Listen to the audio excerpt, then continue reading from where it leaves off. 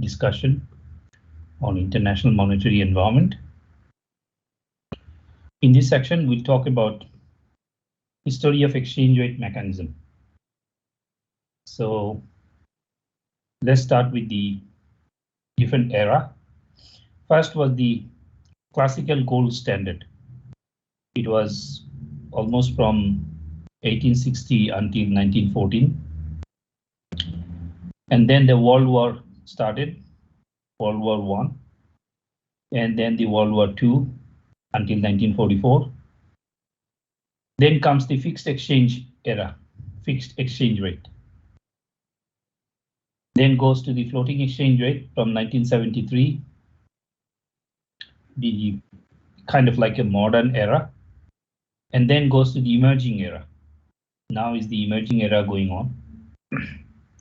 The next possibly would be the digital era, like Bitcoins and others coming. That would be global currency. Currently, we don't have global currency per se. We have dollar, but even though dollar is considered as a greenback, but dollar is still not a global currency. So digitalization can bring a global currency for all. Now there are discussion of each of these given in the next slides. I will leave it to you, but I'll give you some explanation on currency mechanism. You can also see how each of these era have control on trade flows and impact of economies. You will mostly see that trade and economic conditions were more open gradually. It was previously protectionism and nationalism. Okay, there were a lot of barriers in trade, and gradually over the years, trade barriers were withdrawn. Countries started to trade with each other, and they are forming groups, alliances like G7, G20, and all other countries alliance. They're forming alliance in order to reduce trade barriers among them. And also this protectionism, nationalism, these are also gone, so countries are more open now. There are open economies, open market. So as you are becoming more open, as you are reducing the restriction on trade, you have to have a currency that is accepted by all. So the very reason for which you have the open market economy, the very reason why you have the less of nationalism, more of globalization, open market economies. This concept actually came so that there is a global currency. There is establishment of harmony throughout the economies globally. But in order to go through this, we need to understand the currency mechanism, how this gold, eventually started and then came to the floating exchange rate. Let me give you an example. So, for example, before 1800, or let's say 1700 or 1600, there was this system called barter system, right? So in the barter system, there is exchange of goods against goods. So just to give you an example, if you have a kilo of rice, for example, is established equivalent to 3 kilo of potato. Now, this was the currency during those times. And this barter system established depending on what kind of product you are demanding. There are two major factors here. What product we produce. Number second, what product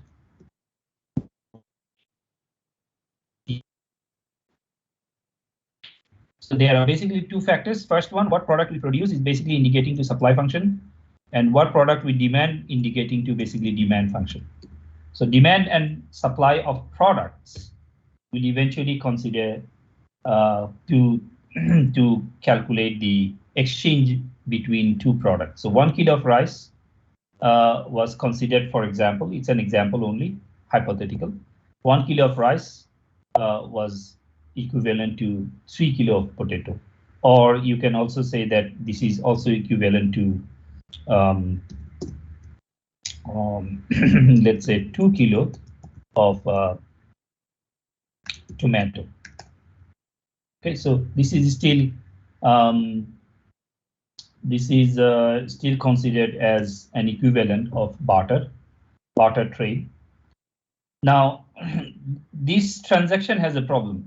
The problem is that when you have the bartering system, you are sacrificing number of things.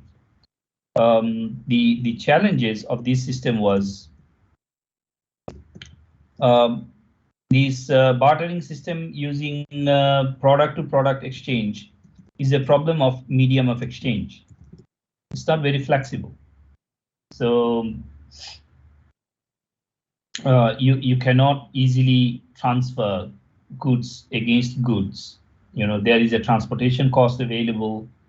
You need to produce quantity, then keep some in reserve for you, and then you will sell the rest of them. And then there are also issues of weather condition. Weather condition means basically the production of each of these products were affected by the drought and also poverty and other economic conditions. So if the weather is good, the production will be good, then you will have proper supply and demand. Otherwise, if let's say this year you don't have rice, so this entire mechanism, the exchange mechanism, was affected. And the third major important factor was how to determine the national value. So can you, based on this product, determine national value? What is the total value of your country? Can you determine based on that? It's very challenging because you might be producing 250 different kind of product and you are not specializing in all of these products. Some products you specialize, you have competitive advantage. Some product you just produce because some people wanted to produce it. So there are kind of like specialized products. Some products are regular product, and you may not produce things that other countries want. So there is no way you can use the bartering system to consider national value.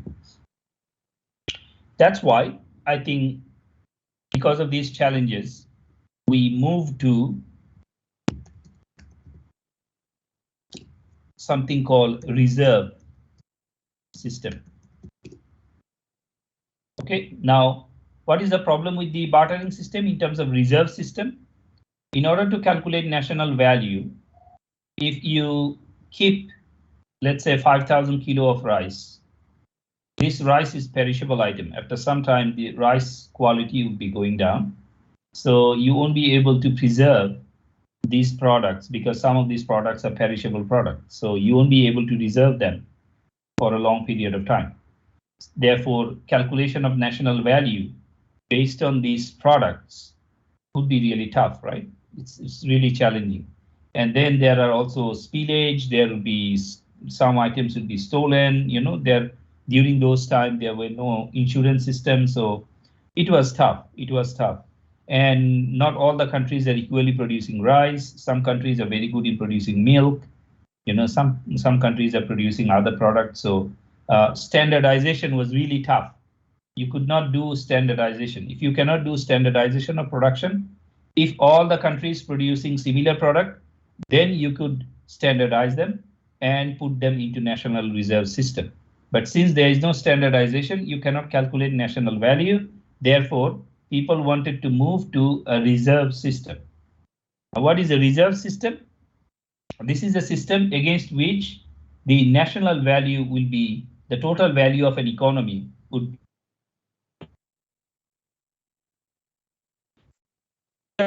started with products. The amount of products that you produce, that is considered as the total reserve in a country. But as I told just now, the problem with product is that this is kind of limited, perishable. After some time, you cannot, some products stay for more than 1 year. Some products are not. for example, pumpkins, if you have purchased pumpkins, you can keep pumpkins for months outside, without freezing, nothing. But if you purchase milk, for example, you can't reserve it without proper preservation. So there are problems. Even cheese, some countries in the colder countries, they have cheese. Now why people used to have wine. Wine is a product that you can preserve for many, many years. And the longer the time you preserve it, higher is the price. Cheese also has a mechanism with time. So if you're preserving it for a longer period of time, the price of the cheese, Parmesan and other cheese, I think you know about them, the price would be higher. So the first reserve system actually came from some product. So wine was basically, during that time, wine was a popular commodity for reserve. But then again, all the countries don't have wine, or they don't have cheese. So it cannot be standardized. It cannot be globally standardized. So countries were desperately looking for a product that not only consider, countries were desperately looking for a reserve system with a product that at least caters to value mechanism. That means it will store your value, and for national comparison.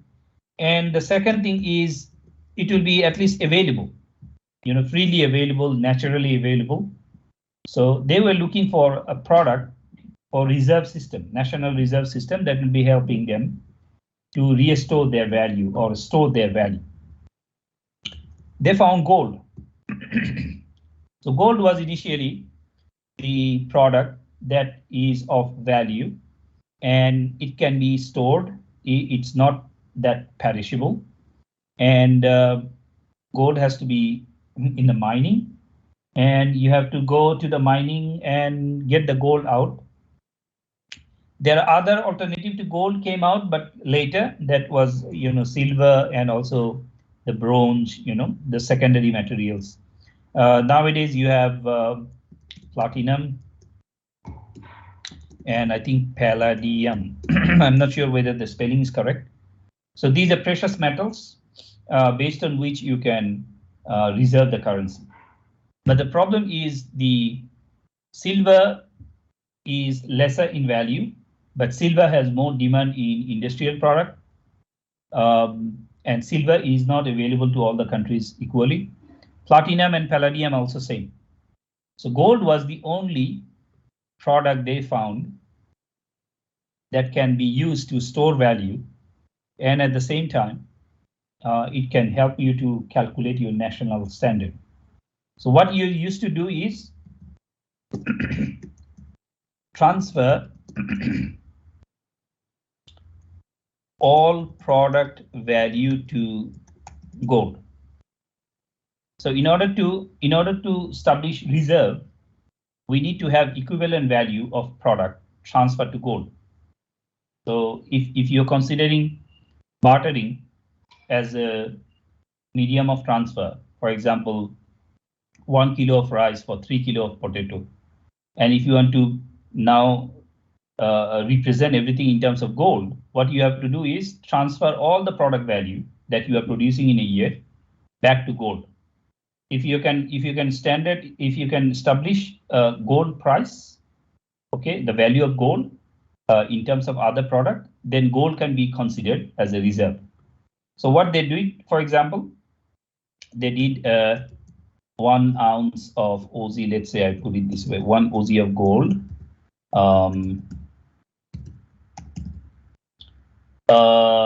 For example, is considered as equivalent to 100 kilo of potato. Just an example. Okay, so this is a price established, and now all other products, whatever, let's say that you have 3 different types of product, all products will be valued against gold. Okay, so that's how the gold has been established as a standard for reserve. Now, when you establish something as a reserve, it does not directly mean that you have medium of exchange. So you still have medium of exchange with respect to bartering system, meaning that you are reserving in terms of gold, the value is reserved in terms of gold, but you are still producing goods and services like potato and pumpkins and other thing, or milk, right? So it does not directly represent medium of transfer. If you need to transfer, if you want to have trade, let's say you want to sell your milk to other countries. Okay, if you want to sell milk to other countries, what you need to do, let's say with another country that has, 1 oz of gold, you will go to that country and you will have transaction with that country. Now, after establishing your reserve based on gold, you can now trade with other countries because gold is now established as a common value. It's a common value now in different countries. So what was difficult in terms of potato, it is now easy in terms of gold. That was the benefit of introducing a gold as a reserve. Now, gold had problem too. Number one problem with gold was mining. So gold is limited to, or specially limited to, the countries with gold mines. Not all countries had gold mines. Many Asian countries never saw a gold mine. African countries saw gold mine, and that's how you see that why African countries are poor and why African countries are always having problem, because they have gold mines. So you can relate that. I don't want to go into details. Before the attack on Libya, you remember Gaddafi. Before the attack on Libya, Libya was one of the highest had the highest value in terms of gold reserve, I think, after US and China. So there was definitely, nobody's talking about attacking Libya for gold. They talk about attacking Libya for Islamic terrorists, So you can relate why international economics is very, very sensitive, and it is really interesting. So gold needs mining. You need to have a mine, and mine is geographically limited. Okay, mine is geographically limited. So in order to take control of value, if you want to take control of gold, let's say you want to take control of gold, because gold is now the standard of value.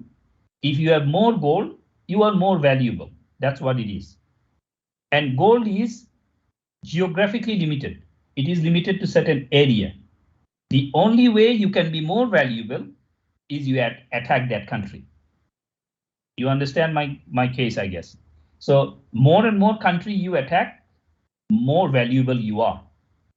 Okay, if you go to Britain, you can go to British Museum, then you can see there is nothing British in British Museum. They have taken everything from different parts of the world, and they consider themselves as most valuable and most civilized country. Anyway, so you understand the case. In a very generic term, gold is limited to geographic location because of mining, and gold is also a measure of value. So in order to get more valuable, in order to get more value for your country, the only way is go to another country and capture those country or colonize that country. That's where you see in the chart that when the gold standard, the classical gold standard started, immediately after starting, I think it was started around 18 something here officially. When it was started, immediately after that was the First World War. So you might be hearing from other countries and stories that First World War is because of this tyranny of this country and that country. There are economic reasons behind it.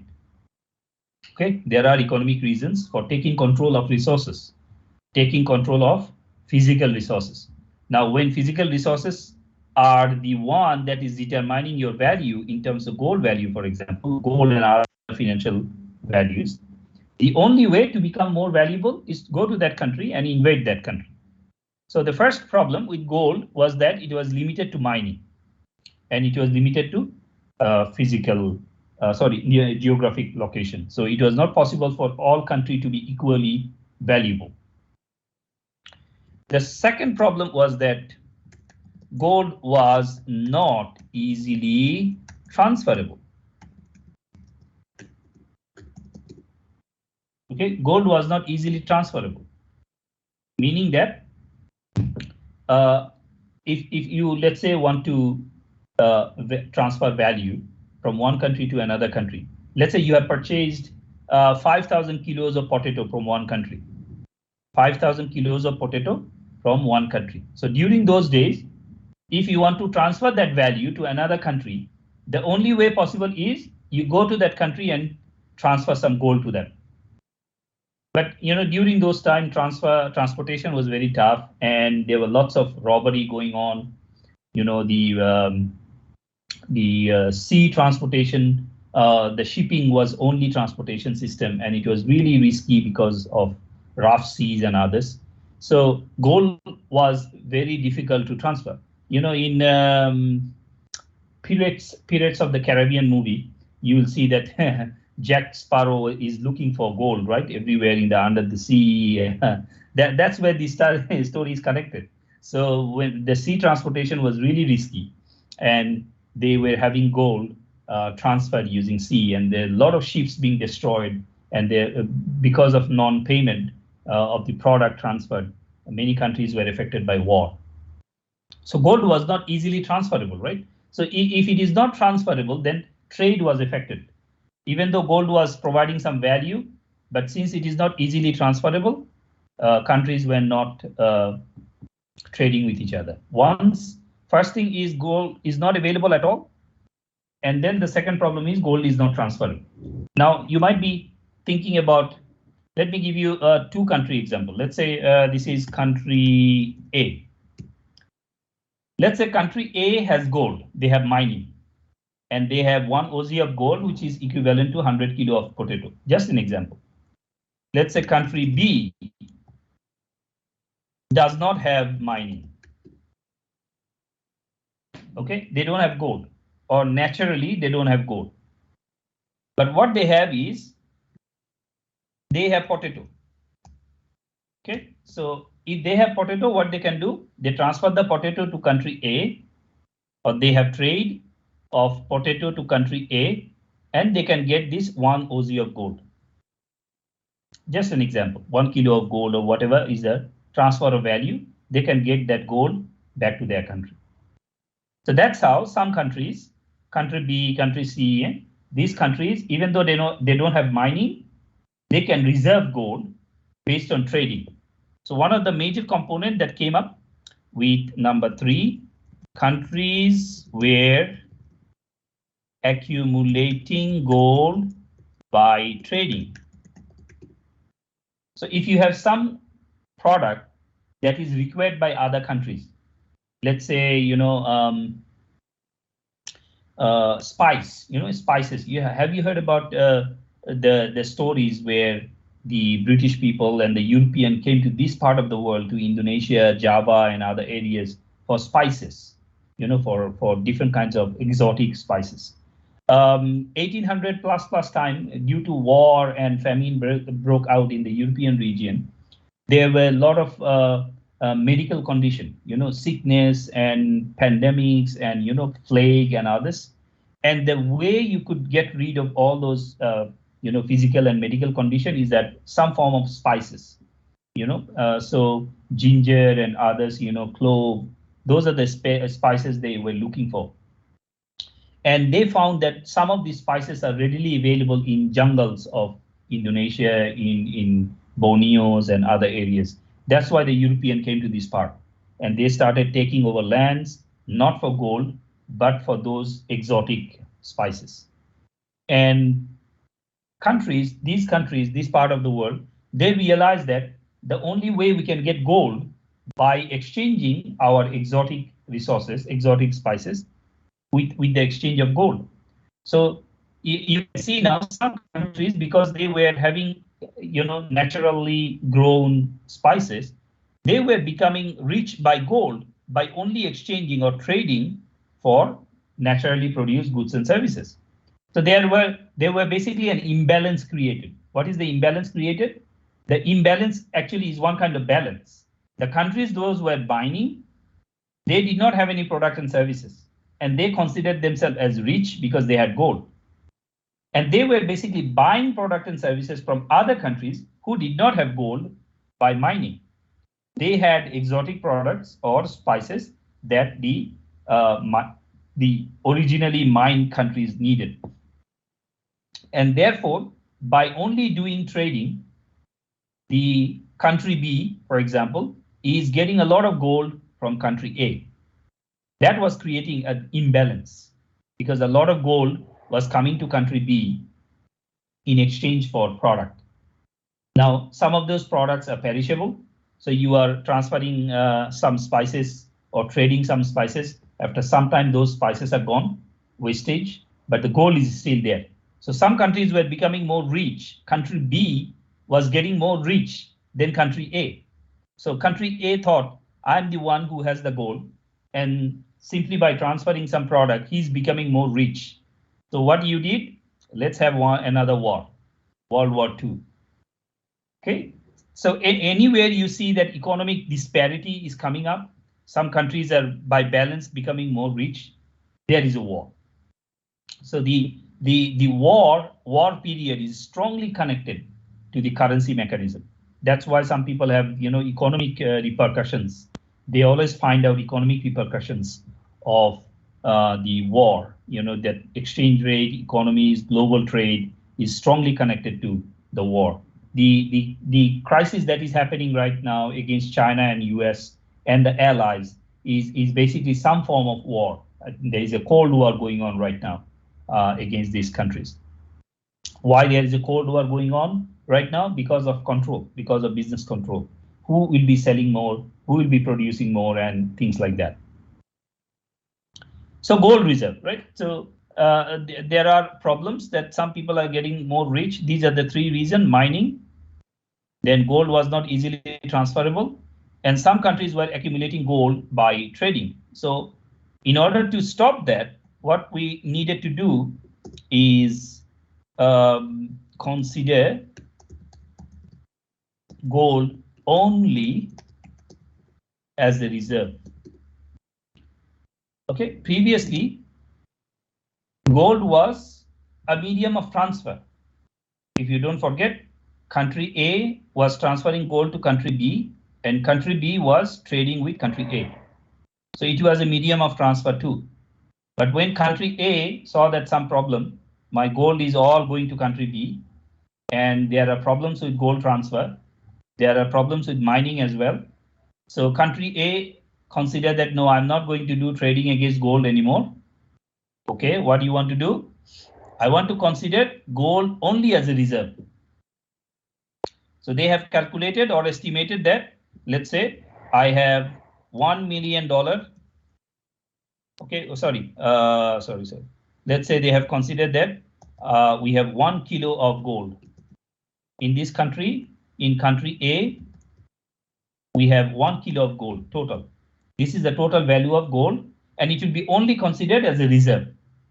Now, if gold is considered as a reserve, you need something that can be considered for transfer, right? That can be considered as an equivalent value, which can be considered as for trading. So what they have started to find out, they started to produce coins. The initial form of transfer of currency between countries, when the gold eventually went into reserve, they need coins or some form of currency in order to transfer for goods and services, right? Now, how much is the value of coins that you need to produce? Your value of coins should be exactly equivalent to that 1 kilo of gold. How much coin you have in the country right now should be exactly equal to the value of 1 kilo of gold, because this gold actually represent these coins. Okay, so the coin is actually a replacement. Previously, gold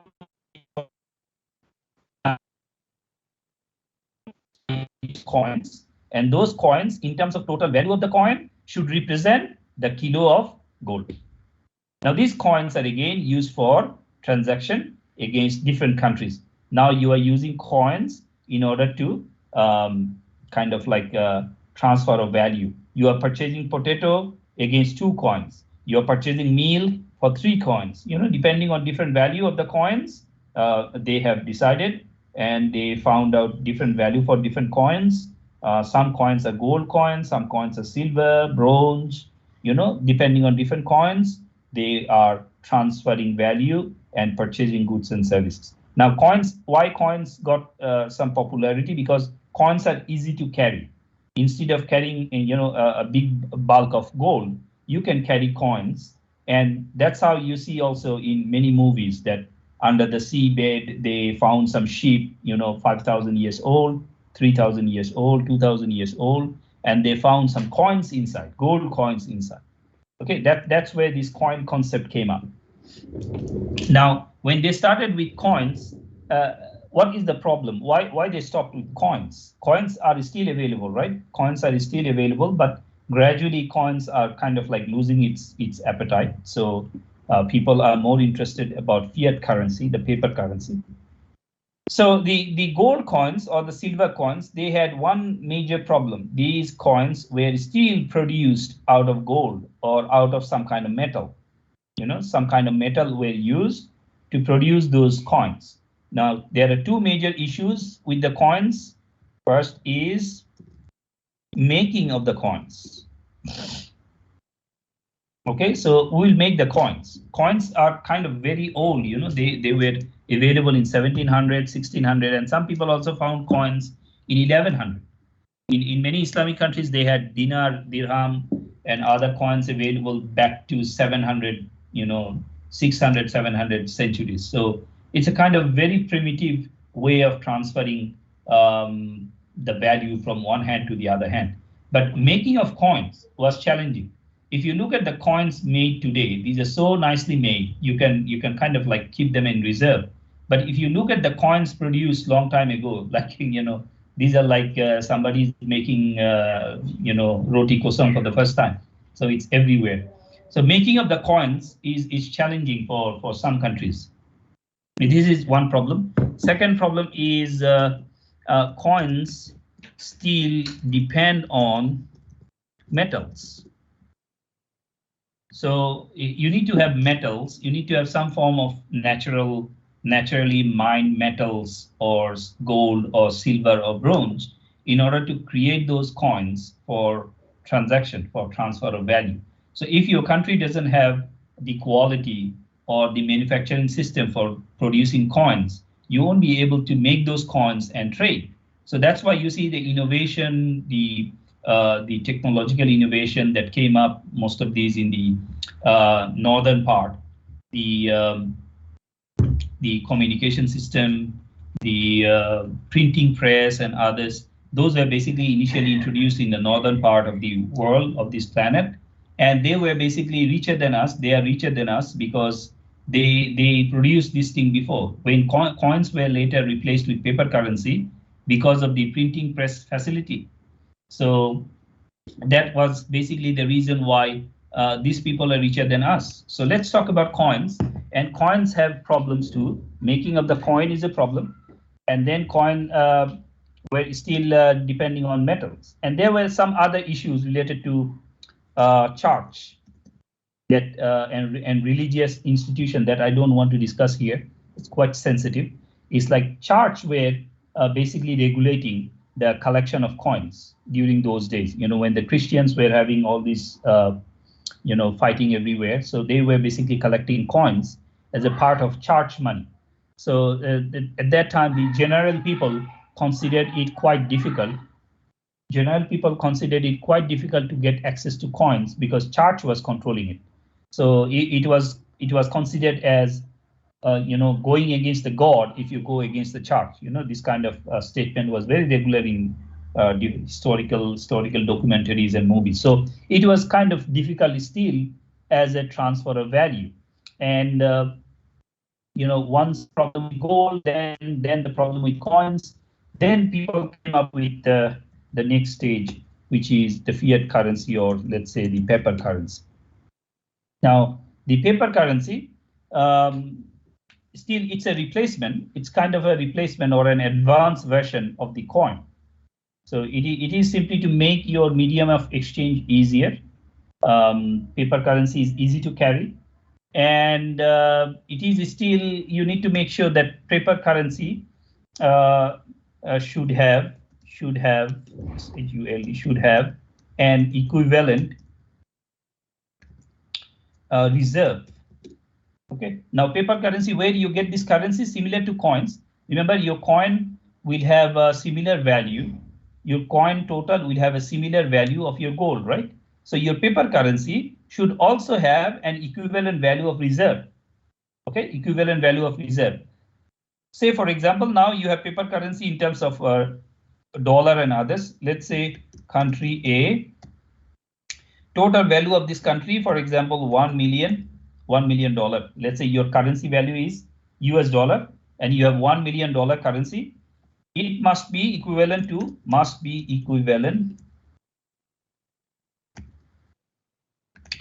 to reserve of gold, for example. So you need to have some form of gold that is equivalent to $1 million in terms of your currency. That where is the story of gold reserve. Okay, so this is the gold reserve, that is the asset reserve. This side is the asset reserve. This side is your asset reserve. And if you have asset, you can have liability. This is your liability side. So money that you have in the market, money is the currency, for example, money that you have in the current in the circulation in the economy, that money, $1 million, has to be supported with equivalent amount of reserve. Your reserve can be in terms of, in your asset side, can be in terms of gold. So far we have gold and coins as reserve, right? So far. Now there are problems with this equivalence. You know, there are problems with this equivalence. When you are saying that this $1 million must be equivalent to the gold reserve that you have. What kind of problem? The same problem. Some countries may not have reserve of gold, right? Nowadays, since you are not transacting against gold reserve, you are not trading potato for gold. That means some countries will never get gold, right? So if they don't get gold, they cannot issue paper currency. If you do not have reserve, asset reserve, you cannot create liability. So in order to create money in the economy, in order to create currency, paper currency, you need to have equivalent amount of reserve. There were other problems too. Other problems are like, you know, during those days, your country didn't have printing press. So if you do not have printing press, you cannot print paper money. So you have to actually have your printing, paper printing. You have to have your paper printing done in another country, and that would be really costly. Yeah, I think you have heard about this story that, you know, $1 used to cost more than $1 because it was printed in another country. And you know, all this paper currency was printed using special material, special chemical. So the paper that was used to produce it, nowadays they use plastic, but before plastic, it was kind of like a parchment paper, very expensive paper that they used to use to produce these currency notes. So not all countries have this kind of printing facility or, you know, this kind of paper in order to make those currencies. So still the kind of problem that we are facing, where is still there. So in order to get an equivalent value of liability, you need to have reserve of gold or some kind of reserve. That was a problem. So what people introduced that, okay, since some countries don't have reserve of gold, why not we allow them that, for example, country B, okay, country B, they don't have gold reserve, so they can still have $1 million, possibly in a combination of gold. It's a combination of gold reserve plus other currency. Okay, so this is the next step. You know, it took around 20 years to come, that some countries decided that, okay, we don't have gold reserve, but we still need money. So in order to get the equivalent $1 million in my country, I will have some gold reserve, plus I will have other currency like dollar as my currency reserve. Okay, this concept is basically called currency board. Currency board is basically having a pool of currencies, pool of currencies into your reserve. You can have gold plus other currencies, other good currencies, dollar, euro, pound sterling, and other strong currencies, stable currencies, as in your currency pool in order to ensure that you have total $1 million in your economy. Okay. Now, there are some other relevant issues that, first of all, this $1 million, why we are still using $1 million for country B, because dollar was one of the oldest and most used currency in terms of paper currency. Dollar was not the oldest. Oldest was other currencies. Most of the currency and coins came from Muslim world. But after the Second World War, dollar became strong, very strong, and because they have taken over militarily the power over other countries. So most of the gold reserve went to them, and industrial revolution happened in the US during that time. So dollar became very strong. And since printing press facilities and other paper shortages and everything else that belong to the US, they became powerful currency and country. And some other countries, they used to follow dollar as their own currency. So the country B still following dollar as their currency. This technique is called dollarization. Dollarization is, instead of having your own currency, you can have dollar as your currency. You can consider dollar as your own currency. That's called dollarization. Now, if you have dollarization, meaning that your currency value will be equivalent to the value of dollar in the US, for example. But you must make sure that if you do dollarization, the value that you are reserving, $1 million, must be equivalent in terms of reserve. Okay, so you have equivalent reserve of gold and other currencies in terms of dollar and other currencies in your reserve to make sure that your total value is $1 million. So we have learned about number of tools here. One is dollarization. When you are following dollar as your currency, in order to save a lot of hassle, because you may not have your currency, you may not have the strength to have the monetary system. Another one we learned is currency board, where the reserve gradually moved from gold to the currency system, where you can have other foreign currencies as the reserve. So where we are currently having $1 million of paper currency value is circulated in the economy as an exchange for gold and other reserve. That's where we are currently. Okay, now this is inside your own country. This is in country B or in country A, right? And this is in terms of reserve only. Now, what if there is a country C, for example? There is a country C, and this country C does not follow dollar. Okay, let's say they follow GBP, and they have $1 million of GBP, which is equivalent to the reserve. So let's say GBP is followed by another country C. They don't follow dollarization. They have their own currency board. They can have their currency board where they have multiple currencies in their reserve. They can also have gold in their reserve. That's okay. But this country follows a different currency. They also have printing press. They have their paper. They have innovations. So they have used their printing press and everything. They printed GBP 1 million, equivalent to the reserve that they have. But the only problem is, if country C wants to trade with country B or country A, they need to establish an exchange rate between US dollar and GBP. You see the problem? If country B wants to trade with country C or country A or any other country that is following dollarization, country C and other countries need to establish the value for GBP and dollar.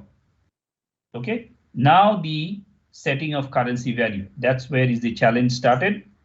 I think from 1970s and onward, setting value of two currencies. Okay, now we are not directly talking about how much is your gold reserve. We are not talking about that. We are talking about that my gold reserve says my value is GBP 1 million. Your gold reserve says your value is $1 million. Now, if that is true, then what is the value of GBP 1 million to $1 million? Okay. Now, initially it was set based on the gold reserve and currency board. For example, gold reserve and currency board total value for two countries, if same, let's say we consider that this total value, gold reserve and currency board in terms of the currency they are holding, let's say this total value is same in terms of some value, these are same, then GBP 1 would be equals to $1, right? Because if your currency value is, if your reserve is same, if your reserve is in terms of common standard, what is the common standard? Is the gold. Gold is the common standard. So in terms of gold reserve, if both the countries have similar reserve, meaning that they have similar value. If these two countries have similar value, their currency should be same. GBP 1 equals to $1. Now this is the way initially the currency value was determined, and it was fixed. It was fixed at 1 to 1. GBP 1 equals $1. And then all the countries that followed dollarization, they also made it. Let's say, for example, a country, South Africa, they are following dollarization. They would also say that South African $1 equals to GBP 1. And any other country that was following dollarization, they were making their country's currency fixed against other currency. Fixed exchange rate was the introduction from there. Now, fixed exchange rate has a problem. What is the problem? It has actually a major problem. The major problem is the market demand and supply. What is the total demand for USD? What is the total demand for GBP? These are not considered. They consider that the demand for GBP and USD is same. In a fixed exchange rate, the silent assumption is that the demand for GBP and the demand for USD is same. Remember how they made one currency for the European region? They considered that European countries, 25 countries, now one is out, 24, then 2 is bankrupt, Cyprus and Greece. Spain is also in the way of bankruptcy. Italy is also in crisis. So before they all crash into each other, there are like 19 to 25 countries. They found that culturally and economically, these countries are almost in the same standard. So they found that their currency value can be same because they have similar economic standard. So fixed exchange rate, the value of two countries were fixed at the same value because they considered that GBP and USD had similar reserve. But the reserve of USD and reserve of GBP can change anytime because of your trade relationship, because of external attack. Let's say another country colonized you, so you will have lesser gold reserve. They will steal your gold. And let's say you are doing now more trade with another country. You are buying more potatoes, more tomatoes. So you are paying more, in terms of currency and gold reserve. So your gold reserve went down. So if your gold reserve goes down, there should be an adjustment to your exchange rate, right? Say, for example, if the value of reserve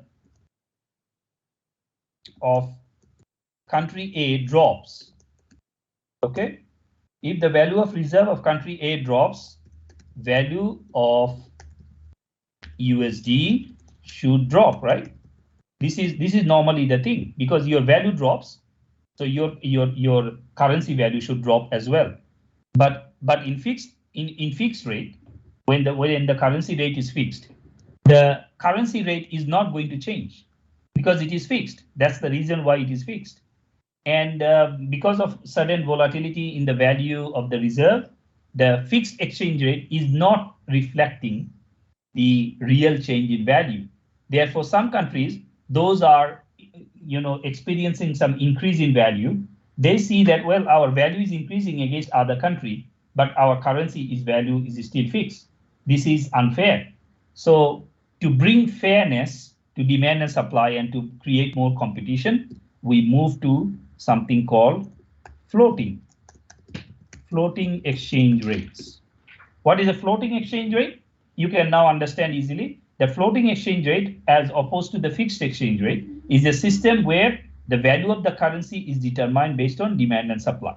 It is basically demand and supply of your value. If your country is highly valued, your currency value should go up. Now, what is the meaning of that? Remember, this is still 1 million GBP. Okay, this is equivalent to what? This is equivalent to your gold reserve, right? So let's say your reserve is gold and other currency. So in a floating exchange rate, if your gold reserve increases for some reason, you looted another country, you got gold reserve as a gift or whatever, your colonies or whatever, your gold reserve increases, your 1 million GBP will increase, right? This will go to 2 million, 3 million, 5 million, whatever it is. But if that is true, then this one increase in 1 million GBP to 5 million should increase the value of GBP. GBP is Great Britain pound sterling. So pound sterling, the currency value of GBP should also increase because your total value has increased. But in a fixed exchange rate, it was not possible. So in a floating exchange rate, now the demand and supply or the increase and decrease of your value or gold reserve, that will push your currency value high or low. That's how the most recent currency mechanism stands at. So we'll now go back to history and see how it goes. So we started from the gold reserve or classical gold reserve. Then we came to the emerging period where we are currently fighting with floating exchange rate and fixed exchange rate. We are fighting with them. And some countries are following each other in terms of dollarization and currency board. Other countries are still trying to establish their own currency. These are the exchange rate index against dollar value from 1964 to 2014. And this is against US dollar. This is BIS exchange rate, Bank for International Settlement. BIS is a global exchange rate, they call it. It's a global standardized exchange rate index in terms of dollar value for 1964 to 2014. This is standardized to see what are the crises that happen over the years. You can see different crises happen. You can see different agreements, Bretton Woods Agreement for the introduction of the currency rates.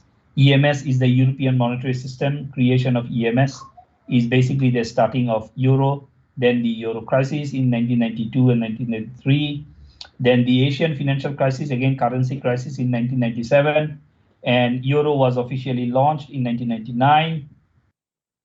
And then we have the other smaller crises that happened. You have also financial crisis of 2008 and 9 financial crisis. So you can see that the dollar value, demand for dollar as a currency is now very low because of competition, because of crises, because of political crisis and others. There are some explanation of what I have discussed for last half an hour is here. Why the gold standard, how it started, the the war periods from 1914 to 44, the Bretton Woods Agreement for International Monetary Fund's creation in the aftermath of Second World War. Please read these. These are very interesting history. Just read them. You don't need to memorize anything. If you understand the concept, how gold reserve came, how natural reserve and mining activities are limiting everything. Interestingly, remember the current Bitcoins and the cryptocurrencies, you still have to mine them. It's an information mining rather than the physical mining. So it's theoretically almost the same thing. So then we came up with the eclectic paradigm where the introduction of the European monetary system, and before that there was an introduction of fixed exchange rate. World currency events that I've shown you in the chart just now. Different currency mechanism happen, different events happen for which the demand for different currencies went up, went down. These are the IMF exchange rate. These are regime classifications. IMF is International Monetary Fund. They are basically overseeing the currency mechanisms. Many countries are member countries of IMF. IMF also give loans to different countries in financial hardship. So they have identified some countries to have hard pegs. The countries have given up their own sovereignty over monetary policy. So they have basically taken dollarization and currency board. These countries follow hard pegs. There are many countries that do not have their own currency. They follow other currency as their currency. Soft pegs, these are fixed exchange rate. Basically, these are called fixed exchange rate. They have fixed their exchange rate with other countries. They do not exactly follow other currencies. They are not exactly taking dollar as their own currency.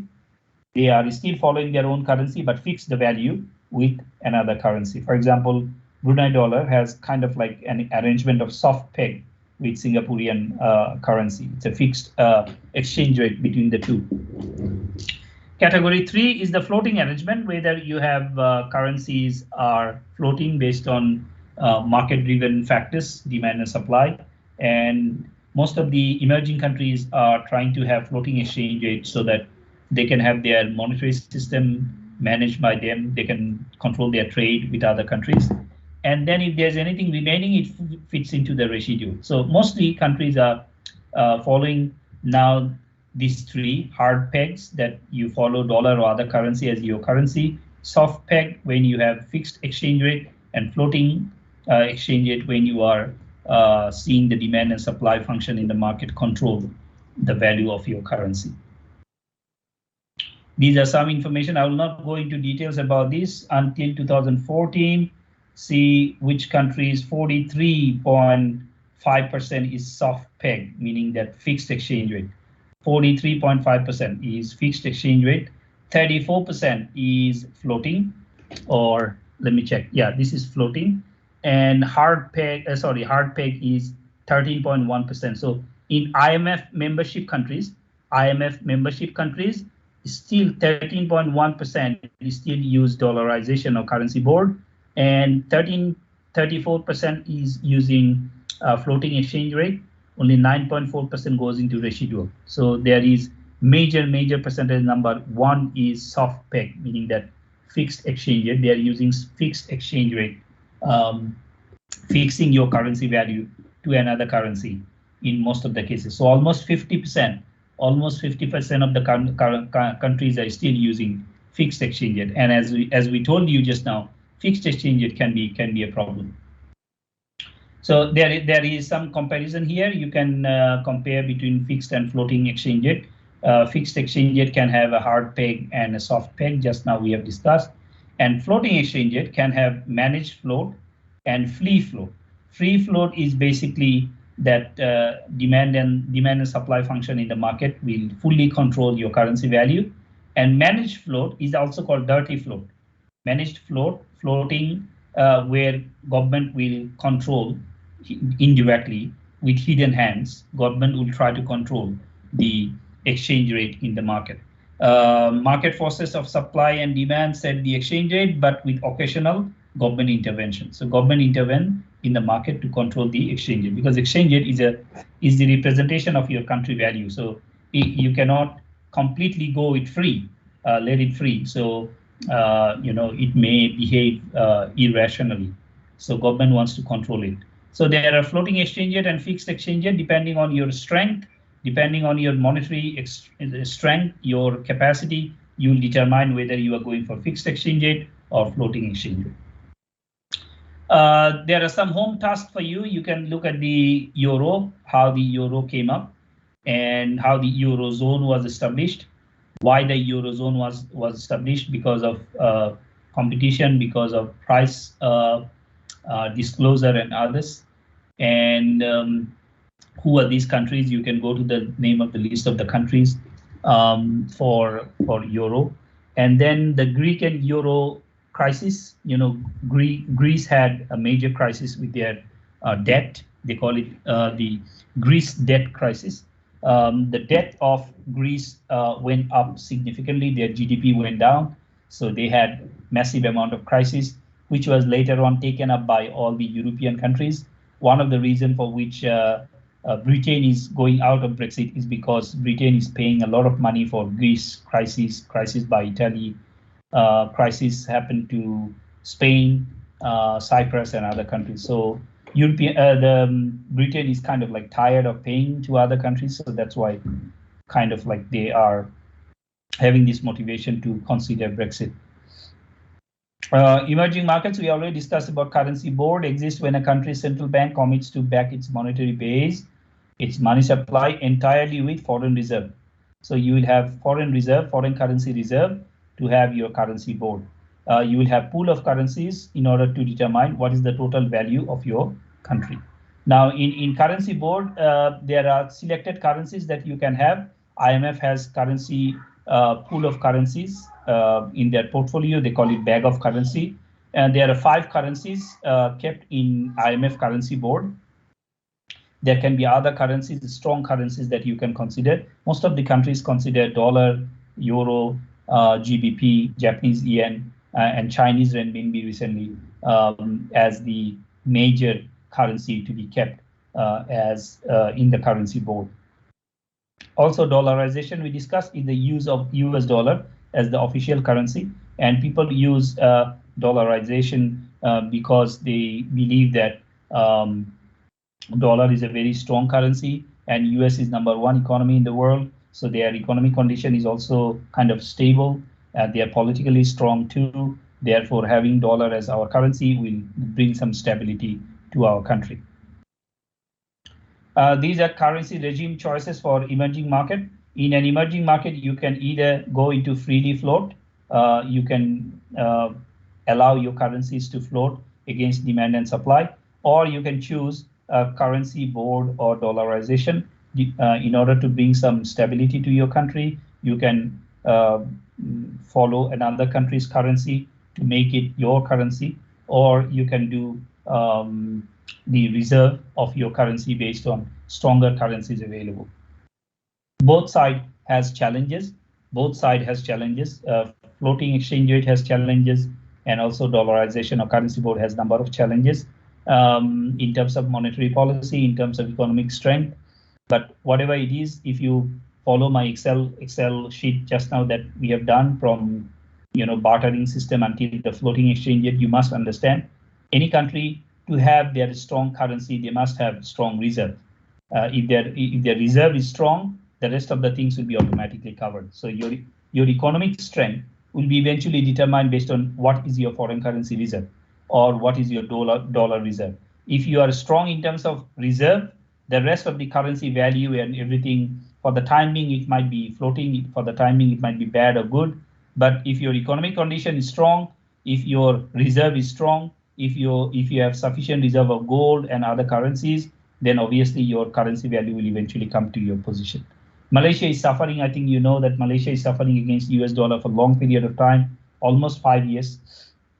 They have been 5 or 7 years. They have been suffering with lower currency value with respect to dollar because of political crises, because of number of crises. And one of the reasons I believe that why Malaysia is still suffering because their economy is too much dependent on others. Their economic fundamentals in terms of reserve is not very strong. That's why the dollar rate almost reaching 4.48, I think, for quite a number of years. So if your reserve is strong, if your existing reserve, secondary reserve, primary reserve is strong, you have gold reserve or currency reserve, your economy will eventually be strong and it will grow. You can also learn about BRICS. BRICS is a country that BRICS is a group of countries. These are Brazil, Russia, India, China, and South Africa. They came together to challenge IMF. They introduced BRICS Bank for development, but now due to crisis between India and China, IC countries, India and China crisis, the future of BRICS is in question. You can read about BRICS countries and their contribution to the global economy. We are almost at the end of our time, so we won't be possibly finish the third part, but I will give you some highlights. But before that, I hope you understood what I tried to say in terms of currency evolution, the gradual shifting of currency from a bartering system from 1 kilo of rice, 3 kilo of potato going into a floating exchange rate or fixed exchange rate. So there are lots of challenges that we went across, and due to those challenges, we gradually come up with the system that is more convenient to different countries, and we chose gold reserve as our reserve. We chose foreign currency reserve as our reserve, and as long as our reserve is strong, our value will be strong. In order to increase the currency value, now you understand the quick question: how to increase your currency value? You must make sure that your currency value increases if your reserve is strong. So if you see that your currency reserve is strong, your currency value will be higher, your more demanding currency against other currency. And you can also look at now the reserve again, how you increase your reserve. Either you purchase gold, or you have more trade surplus. If you have trade surplus, meaning that your export is higher than your import. If you have trade surplus, you will have more foreign currency coming. And if you have more foreign currency coming to your country, you will have your stronger currency reserve in your country. If your currency reserve is stronger, your value will be stronger. That's why, remember the example I gave for Indian rupiah. The reason why they are devaluating their currency, because they want to earn more export revenue. If they earn more export revenue, their foreign currency reserve will be stronger. That is the reason why they were devaluating their currency. Even though the difference is very minimum, because they are devaluing their currency first, then earning export revenue. So, but still the countries face or experience a huge amount of currency reserve if they devaluate their currency, and if the country is export-oriented country. China has been following fixed exchange rate for a very long period of time, and by following fixed exchange rate, China faced a lot of criticism from other countries, but still China followed fixed exchange rate, and by following that, China managed to bring stability to their export market, increase their export market to a new height every year, and managed to reserve a huge amount of foreign currency. The next part is a little bit of discussion on macroeconomics in terms of balance of payment. So in balance of payment, let us give you some introduction for 5 minutes, then we'll close for today. Balance of payment is measurement of all international economic transactions between the residents of a country and the foreign residents. It is in terms of different currencies. So your currency with another currency or other currencies that you are dealing with. You can create balance of payment for each currency that you are handling. So you can create balance of payment for your USD to Brunei dollar. You can create a balance of payment for Brunei dollar to Japanese yen, Brunei dollar to Chinese renminbi. For each currency, you can create your balance of payment in order to see what is the balance of payment. Payment is coming from import-export payment. How much is the total payment you are giving to other countries? So you can create that balance sheet for each of the currency that you are handling, each of the currency you are trading with. Okay, so for each currency, you can create your balance of payment. Once again, balance of payment comes from all international economic transaction that you are having with another currency or all other currencies. This is an indication of pressure on countries' foreign exchange rate. Okay, what is your exchange rate? What is your exchange rate will be determined by balance of payment. If your balance of payment is positive, meaning that you have more export than less import, your currency value will increase. A signal of the imposition or removal of control in various sorts of payments. Okay, so you will identify different types of payments, and you'll be able to identify whether your payments are going up or going down. Many different kind of payment you'll be dealing with, and you can determine whether those payments in a trend value, whether these are going up or going down. So by looking at the balance of payment, you can keep a track of your expenses and your income. A forecast of country's market potential. By looking at the balance of payment, you can see where this country is going. If the balance of payment is balanced, meaning that country has a balance of export and import, country has a balance of income and expense, that means the country is managing well, their currency value is stable. But if the country is having a negative balance of payment, they are paying more than receiving less, that means the country's potential in the near future is not good. What are the items that they consider in balance of payment, there are at least three major items that they consider.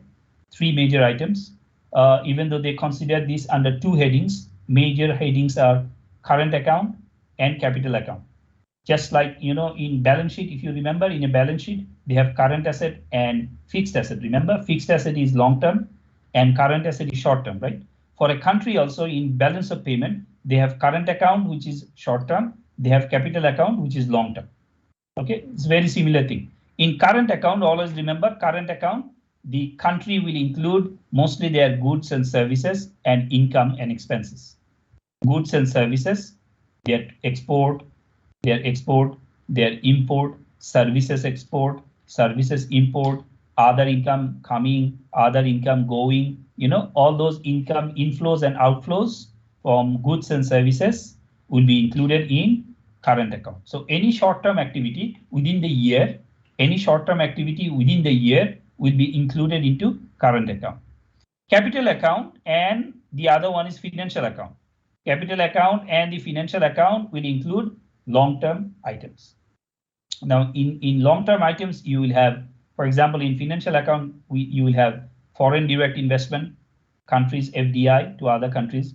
You will have investment in financial market, we call it portfolio investment.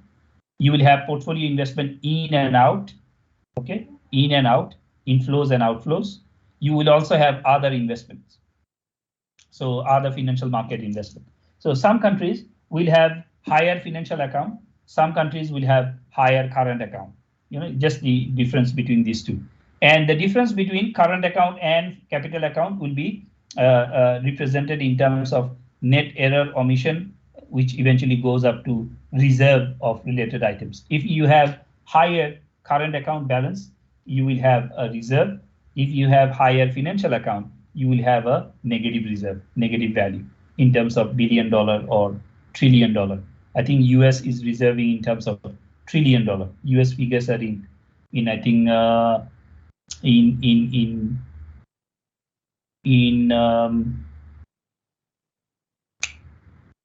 it's not written here. Should be in $1 trillion. Summary would be in $1 trillion because US is a very big economy. I will check. I think billion or $1 trillion of calculations, and they are calculating. They are putting this into at least two major subheading. One is current account, and the other one is capital or financial account. Once again, remember, current account is short-term account that is happening within 1 year, and capital and financial accounts are long-term account. Those are happening beyond 1 year. This is the US trade balance. Trade balance only happens in the current account. Trade balance only happens in the current account. If I take you to the current account again, look at the current account amount and figures. These are basically your export and import. The difference between your export and import is your trade balance. Trade means export and import. So what is the difference between import and export of US is the balance of goods in terms of gray color, which is negative, meaning that US had more import than export.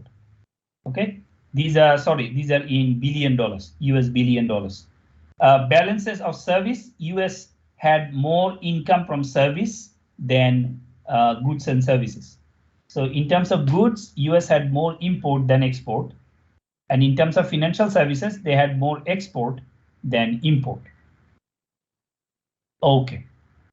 Next is current and combined financial account, capital account balances for US. Now current and combined financial account or capital account should be your balance of payment. Financial account balance or capital account balance shows a positive sign. That means there are more income than expense.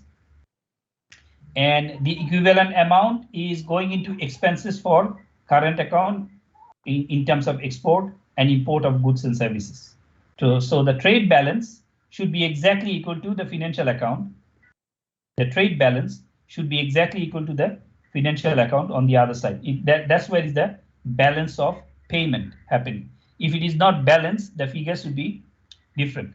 If in one particular year, if you see the figures are different, meaning that there are some imbalances. It's not a balance, it is an imbalance. Look at China. China's current account in terms of gray, China's financial account in terms of blue color. So China is the only country that has a twin surplus, meaning that both the financial account and the current account in terms of trade, both are positive. For China, both are positive. Look at US, one is negative, right? But for China, both are positive. That's why China is called the only twin surplus country. And the impact of this twin surplus goes into China's foreign currency. Remember, our all activities should eventually go into our reserve, right? Our reserve must be strong. So look at China's reserve, almost $3 trillion, the highest reserve. Second highest is Japan, $1 trillion, 1/3. US is not even in the list somewhere. This list, the US is here, is $150 billion of reserve in US. So you can now consider where is China and where is US, and that is because of trade. And that's why US and their allies, they are trying to stop China from trading. And because of China having twin surplus, they have trading relationship with almost every countries in the world. They have huge amount of currency reserve, and their currency reserve is determining their strength. Okay, I'll stop here today. And in the next class, we'll complete only a few slides where we'll try to show you the relationship of balance of payment and GDP and some other relevant figures. We'll try to also explain how BOP is connected to exchange rate, how BOP is calculated, and things like that. So what we have learned today, we went through some basics about international finance, what are the major challenges, and then how you go to another country, what are the process that you follow, what is competitive advantage, how do you choose your next country based on economic freedom and risk. Then we go to the currency regime and history of currency mechanism, starting from the barter system to the floating exchange rate. We also discussed about what is called hard peg, soft peg, and others. There are also comparison for fixed exchange rate and floating exchange rate. What are the challenges involved? We talked about currency board and dollarization. And then we moved to balance of payment, where we showed what are the items involved in balance of payment, current account and capital account. And then we have showed you some example from US and China, why the foreign currency reserve of some certain countries is stronger than others. Inshallah, in the next class, we will continue from the segregation of balance of payment and how each of these factors affect balance of payment and what are the implications of these figures. Thank you very much. There's no exercise component for this chapter, but I have uploaded, or if not uploaded, I'll upload today one exercise for you on international finance that is on the equivalent pricing of a date. You go for date. I don't know, in Islamic countries, dating is haram though. So you go for you go with friend outside and you eat outside and watch a movie. What is the equivalent price of these in different currencies? It's an interesting and funny example. So I've given also the solution. If I've not uploaded already, I will upload it by today. You can go through this and see what is the equivalent cost in terms of different currencies, the same value of a date in different countries. Okay, all the best. We'll see you in the next class with balance of payment and other chapters. Thank you and Assalamu alaikum.